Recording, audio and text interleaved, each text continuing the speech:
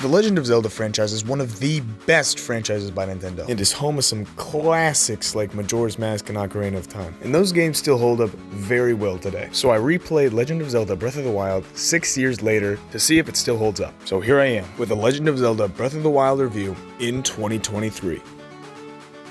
It's fucking garbage. That was a joke. Stop it. But seriously, everyone knows this game's fucking fantastic. And I hate to come on here and tell you shit that you already know is fantastic about this game. But I am gonna tell you the most important features that both bring this game up and down. Like, one of the things I absolutely love about this game is that it's not a level-based system. It's the kind of system that as soon as you get out of the first shrine and finish the tutorial, it completely sets you free. And this freedom, combined with the absolutely beautiful graphics and very atmospheric world, makes this game's mood 10 out of 10. But who gives a fuck about that? Let's talk about the combat.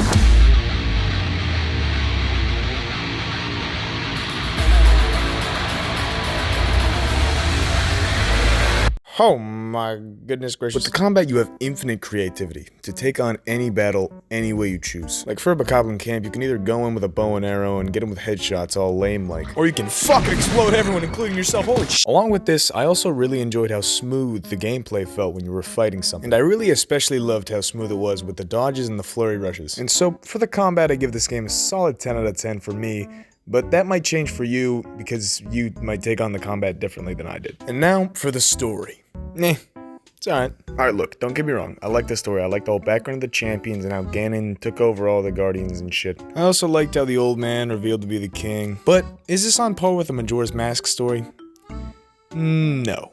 And I know that seems like an unfair comparison, but it's definitely gonna stop me from giving this game's story too high of a score. So I give this game's story a 7 out of 10. Now let's talk about the level design. Completing the shrines and the divine beasts is a very fun thing to do. And I think the reason I think this is because each shrine is very, very different and uses your abilities in a different way every single time. And they're also very, very creative. And the divine beasts were the same way. I also enjoyed traversing through the world, like having to get past those very hot mountains in the Goron City, the very cold mountains to get to Rito Village, the very wet mountains to get to Zora's Domain, and the very hot and cold desert to get to Gerudo Town. And to get to this desert, guess what?